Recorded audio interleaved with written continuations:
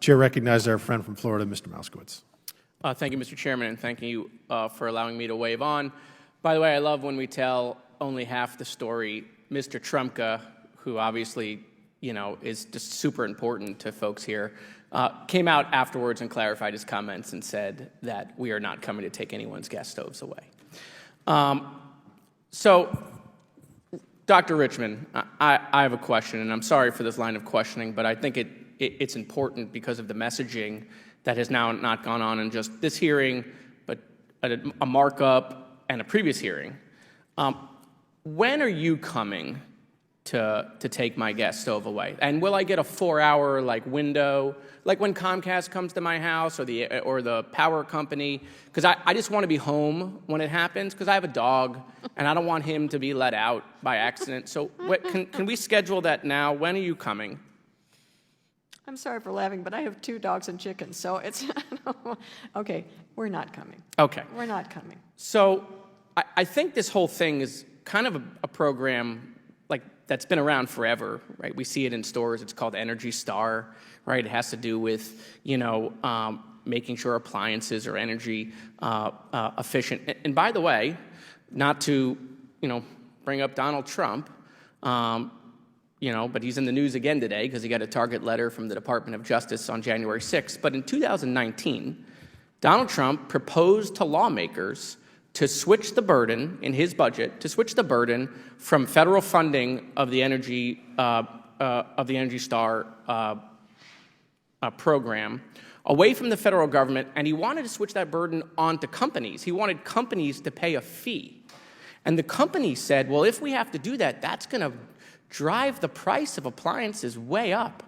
And so when I hear my colleagues talking about appliances being more expensive, I didn't hear them come out and say that Donald Trump was trying to do that when he was trying to, in his proposed budget, switch the burden to companies, which would have made appliances more expensive.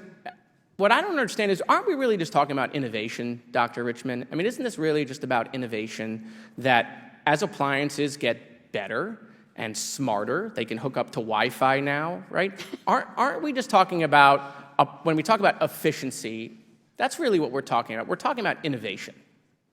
Yes, absolutely. And again, I'm a research scientist all my career. I understand innovation and I understand the challenges, believe me, of research, but I also understand the value of it. And you're absolutely right. If you look at the amazing innovation that's gone into our products, there's a TV on a refrigerator. I mean, things like that are just remarkable. And haven't we done really the same thing with cars? I mean, is anyone advocating that cars should only get 1 mile per gallon? I mean, I think I kind of heard that earlier, by the way, that, if we make cars more, I mean, come on, we've made cars more efficient. Did we ban cars? No, the industry now make engines that can go more miles per gallon, right? And that's what this is also. This is more miles per gallon, meaning you're going to get more out of your appliance with less, meaning less power, right? And that's what we do. We get more out of our engines with less fuel. That's it. It's an efficiency thing. And gas stoves are not going to disappear, or blenders, or dishwashers, or refrigerators, or the NutriBullet, or Ron Popeil's dehydrator, or, I could go on, anything that they sell on QVC. None of this is going to disappear. It's just going to get more efficient. And I don't know why anyone on the committee here is against innovation. It doesn't seem right to me. I think it would make more sense, quite frankly. It would be great if we had a hearing more on supply chain, right? Because I don't know if anyone's had a microwave or a dishwasher or a refrigerator go down. Sometimes it takes weeks to get parts because those parts aren't made here.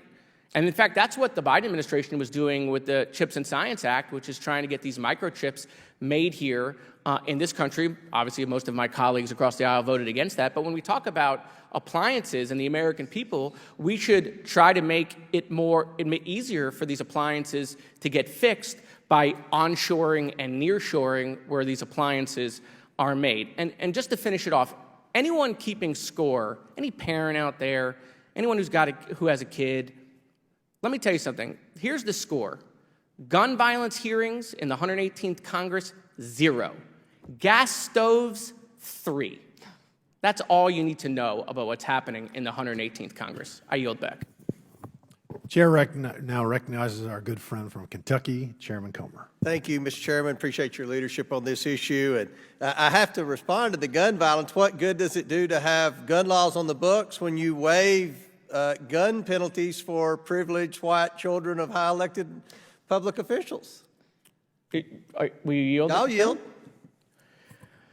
Mr. Chairman, there were 17 people killed at my high school in my in my neighborhood, and so let's not make gun violence. I'm not making gun. I yield my time back. Okay. I asked a credible question. You're not serious. So, Dr. Richmond, thank you for